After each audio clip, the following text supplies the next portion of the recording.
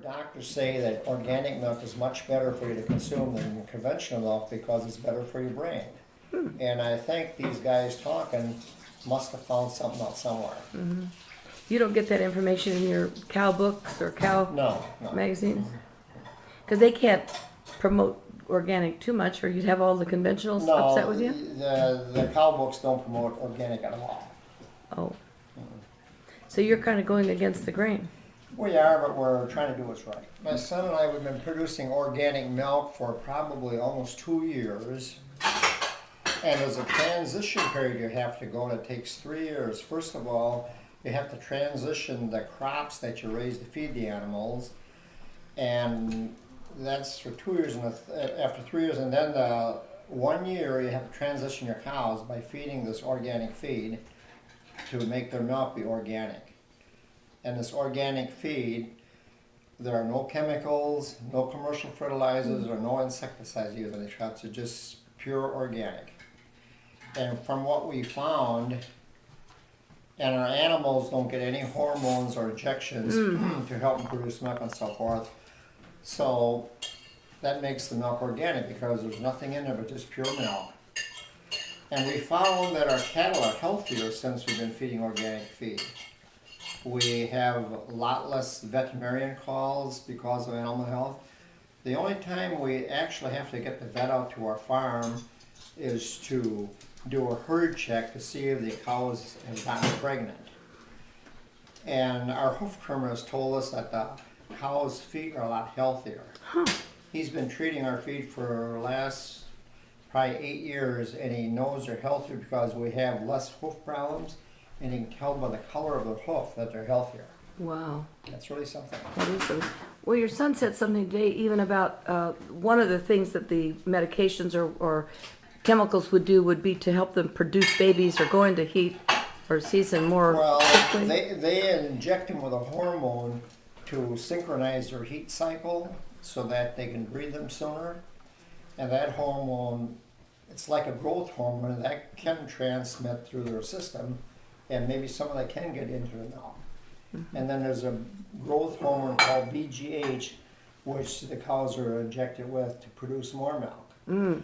The veterinarians say they already have that, but I think by injecting more into the system, this could get through the system too. And then what about passing it on to humans? Well, you know, there's different doctors here talk with all these young women and teenagers or these young girls developing faster and things. They're concerned that this might have an effect on it, but there is no real proof of it as of yet. Boy.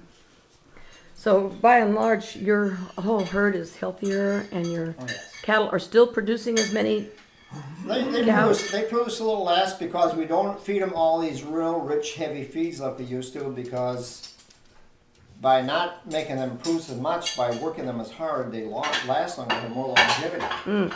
So we might get a little less milk, but we might get another year or two of production out of this cow. Okay.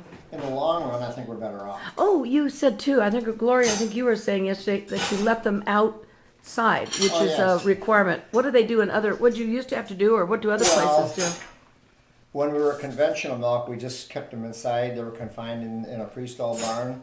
But now producing organic, one of the requirements is putting them out in pasture every day from, say, the beginning of May until October. At those times, we go through the winter cycle and there's no pasture out there. But they still get out to exercise periodically in the wintertime. Do they? Not funny? It's getting the sun and all that stuff, I guess. In the sun, getting out in the snow in the wintertime, they love that. Yeah. Do they? Oh, they do. They go out and kick and jump. Are you suggesting that diet and exercise is important for the cow? You know, diet and exercise is important for everybody. It's Yeah. important for animals. It's important for humans. Oh. I think that's what we're missing nowadays with all these people, all the health problems they have.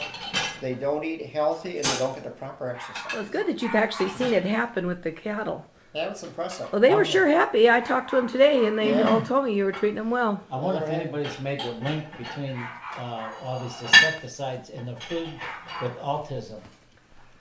Well, you know, That's something a lot of us really don't know. You know, when I was a kid, there was so little cancer, and a lot of these illnesses weren't there, and they'd be developing and increasing over the years. And you know, it's back in I think the late 50s or the early 60s.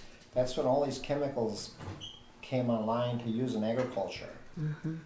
And you know, a lot of this cancer sets in your mammary glands and your soft tissues.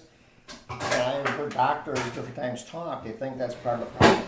It's because your cancer sets in because it's in your system and eventually it's going to get the best of you.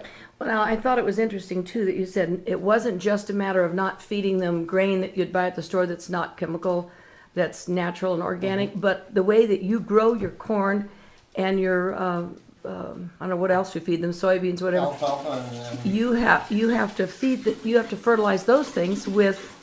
we fertilize with organic, the animal waste that's produced in our farm, which is organic, we use fertilizer. It's the only type of fertilizer we use. And you know, when you